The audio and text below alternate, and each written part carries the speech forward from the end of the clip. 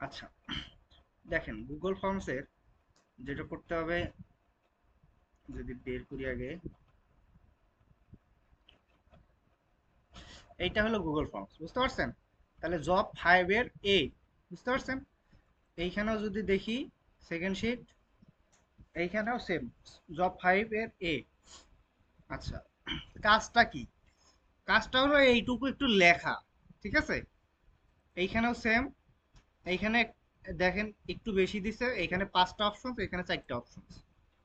তো আমরা যদি এটা করতে চাই তাহলে আপনাকে অবশ্যই একটা জিমেল থাকতে হবে। কি থাকতে হবে? জিমেল। জিমেল আছে না সবার? লগ ইন করতে পারবেন কম্পিউটারে? হ্যাঁ। তাহলে কেমনে হবে? জিমেল। আচ্ছা দেখেন, কেন জিমেল নাই? নতুন করে জিমেল খুলেন। আমি জিমেল খুলতে গেলে অনেক সময় লাগবে।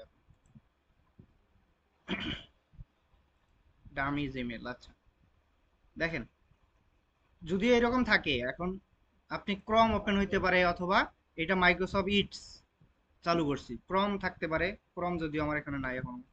তাহলে এই রকম থাকলে ব্রাউজার বলে, এগুলো কি বলে? Browsing software. তাহলে কি কি যদি বলে, কোশ্চেন ধরতে পারে যে ব্রাউজিং সফটওয়্যার কি, তাহলে যেগুলোর মাধ্যমে আমরা কোনো কিছু সার্চ করি, তাই না? কি হলো? মেইল। মেইল কোনো ব্রাউজিং সফটওয়্যার? তাহলে যেটা হলো গুগল ক্রম, ঠিক আছে, গুগল ক্রম, তার মজিলা ফায়ারফক্স, মাইক্রোসফট ইটস, আমরা ফোনের জন্য ইউজ করি হচ্ছে অপেরা মিনি, ইউসি ব্রাউজার, করি না? এগুলো হচ্ছে ব্রাউজিং সফটওয়্যার, এগুলোর মাধ্যমে সার্চ করা যায়। আমি ইউজ করতেছি মাইক্রোসফট ইটস। তাহলে ইটস ওপেন করলাম, এইখানে এসে আপনাকে লিখতে হবে জিমেইল। জিমেইল লিখে সার্চ করেন, সার্চ করলে এরকম ওয়েবসাইট বলে, এগুলোকে ওয়েবসাইট চলে আসলো। তাহলে এইখান থেকে আপনি জিমেইলের ওয়েবসাইটে ঢুকে যান। আসলাম, আমার যেহেতু ওপেন করা আছে তাহলে আমার একদম সরাসরি জিমেইলে নিয়ে গেল। আপনাদের না থাকলে একদম লগ ইনের অপশন আসবে।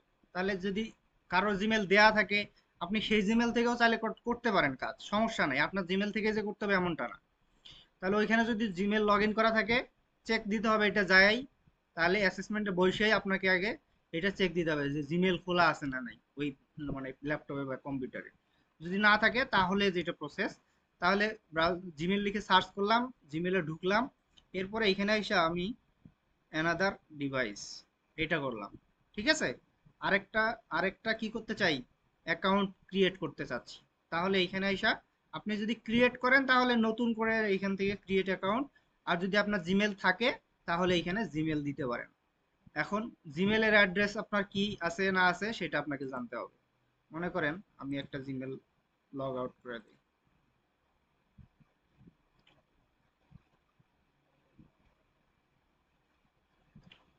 হুম, এইটা লগ আউট করলাম।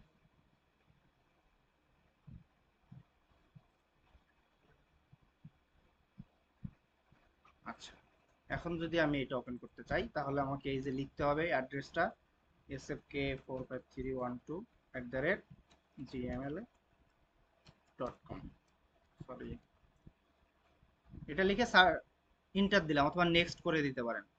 এরপরে আপনার পাসওয়ার্ডের অপশন আসবে।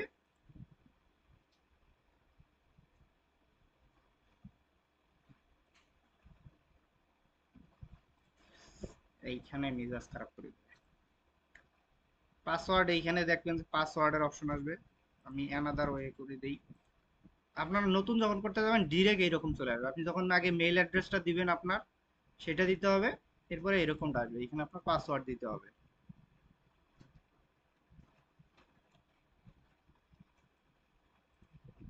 পাসওয়ার্ড দিলাম, ইন্টার দিয়ে দিলাম, শেষ। এখন যদি টু ওয়ে ভেরিফিকেশন করা থাকে, টু ওয়ে ভেরিফিকেশন কি? ফোনে আপনার অবশ্যই পাসওয়ার্ড আসবে, আপনাদের হয়তো এরকমটা করা নাই, যাদের করা আছে তাদেরটা অফ করে দিতে হবে। এখন অফ কিভাবে করতে হবে এটা আবার আরেকটা ঝামেলা। এইখান থেকে আমি যদি ফোন থেকে না করে দেই, মনে করেন যে এখন ফোনে আমার ইএস এর অপশন আসবে, আমি যদি ইএস না করে দেই কেউ আমার জিমেল খুলতে পারবে না, লগ ইন করতে পারবে না। তাহলে এই যে এখানে ইএস এর অপশন আসছে, তাহলে ইএস প্রেস করে দিলাম, তাহলে এটা চলে আসলো। আপনাদের এত কাহিনী হবে না, পাসওয়ার্ড আর যদি ঠিকঠাক জানেন তাহলে কোনো ঝামেলা নেই। তাহলে কি জিমেল খোলা বুঝলেন? নতুন করে খুলে দেখাইতে হবে, ওটা পরে দেখাবো নি। আর ইউটিউবে গিয়ে সার্চ করলে আপনি হাজার হাজার ভিডিও পাবেন কিভাবে জিমেল খুলতে হয়, তাই না? আচ্ছা, জিমেল খোলার পর এখন যেটা কাজ হচ্ছে, আপনাকে গুগল ফর্মস খুঁজে বের করতে হবে। আপনি এইখানে সাধারণ লিখেও সার্চ করতে পারেন, গুগল FROMS, গুগল ফর্মস, এই যে আইকনটা চলে আসছে, ঠিক আছে? তাহলে এইটা সার্চ করতে পারেন, তাহলে গুগল ফর্মসের অপশনটা চলে আসে। অথবা আপনি কি করতে পারেন, জিমেল কেন খোলা থাকতে হবে দেখেন, এই যে জিমেলের আইকন থেকে এইখানে 9 মার্ক দেওয়া আছে না, 9টা ডট, তাহলে এইখানে ক্লিক করার পর নিচের দিকে যদি স্ক্রল করে যান, তাহলে দেখেন ফর্মস নামে এইখানে একটা অপশন আছে, আছে না? তাহলে এই ফর্মসে ক্লিক করতে হবে, তাহলে ওই সেম ওয়েবসাইটেই নিয়ে যাবে। তাহলে এটা সরাসরি হইলো।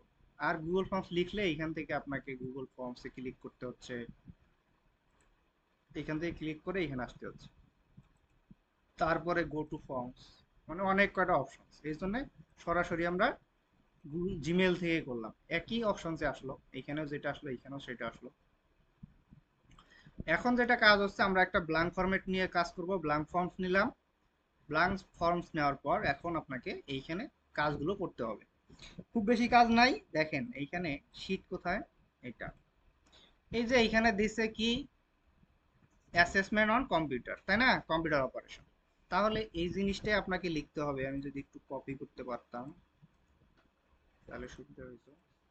তাহলে এই যে এইখানে টাইটেল আপনার লিখতে হবে অ্যাসেসমেন্ট অন কম্পিউটার অপারেশন, বুঝতে পারছেন?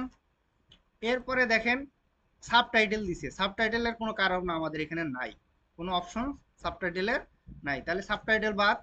এরপরে ডেসক্রিপশন, তাহলে এখানে দেখেন ডেসক্রিপশনের জায়গা আছে, তাহলে ডেসক্রিপশনের জায়গায় আপনার ডেসক্রিপশনটা লিখে ফেলতে হবে, তাই সুন্দর করে এই জিনিসটা লিখে ফেলতে হবে।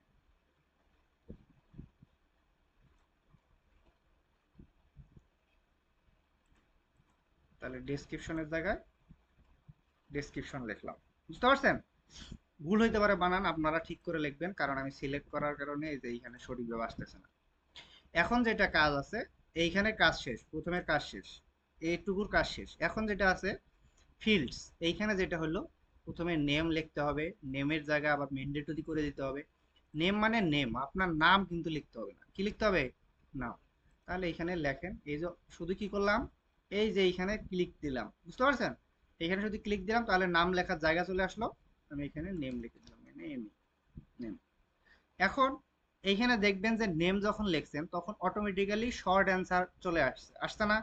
যদি একান্তই না আসে তাহলে এখানে এই যে অ্যারোতে ক্লিক দিয়ে, এই যে অ্যারোতে ক্লিক দিয়ে এই ক্ষেত্রে আমি অবশ্যই শর্ট অ্যান্সার করে দেব। কি করব? শর্ট অ্যান্সার, শর্ট অ্যান্সার করে দিলাম। করে দেওয়ার পর শুধু একটু কাজ আছে, এইখান থেকে রিকোয়ার্ড এই অপশনটাতে টিক মার্ক দিয়ে দেব, তাহলে এটা অন হয়ে গেল। কেন এটা দেবো, এইখানে দেখেন ম্যান্ডেটরি করে দিতে বলছে। আচ্ছা, যখন আমরা এই যে রিকোয়ার্ডটা করব তখন এটা অবশ্যই আপনাকে পূরণ করতে হবে, অন্যথায় এই গুগল ফর্মস আপনি ফিল আপ করে সাবমিট করতে পারবেন না, বুঝতে পারছেন? তাহলে একটা কাজ আমাদের শেষ। সেকেন্ড যেটা আছে সেটা হচ্ছে ইমেল। আমরা এই যে প্লাস আইকনে ক্লিক দেব, ক্লিক দেওয়ার পর এখানে লিখবো ইমেল, EMAIL, ইমেল লিখলাম। এটাও দেখেন অটোমেটিক্যালি শর্ট অ্যান্সার হয়ে গেছে, এখান থেকে শুধু রিকোয়ার্ড করে দিলাম, কাজ শেষ। প্লাস আইকনে ক্লিক দেব, পরেরটা কি আছে, মোবাইল নাম্বার। তাহলে মোবাইল নাম্বারটা একটু কাজ আছে, মোবাইল নাম্বারটা লিখতে হবে। তাহলে এখানে মোবাইল নাম্বার লেখেন,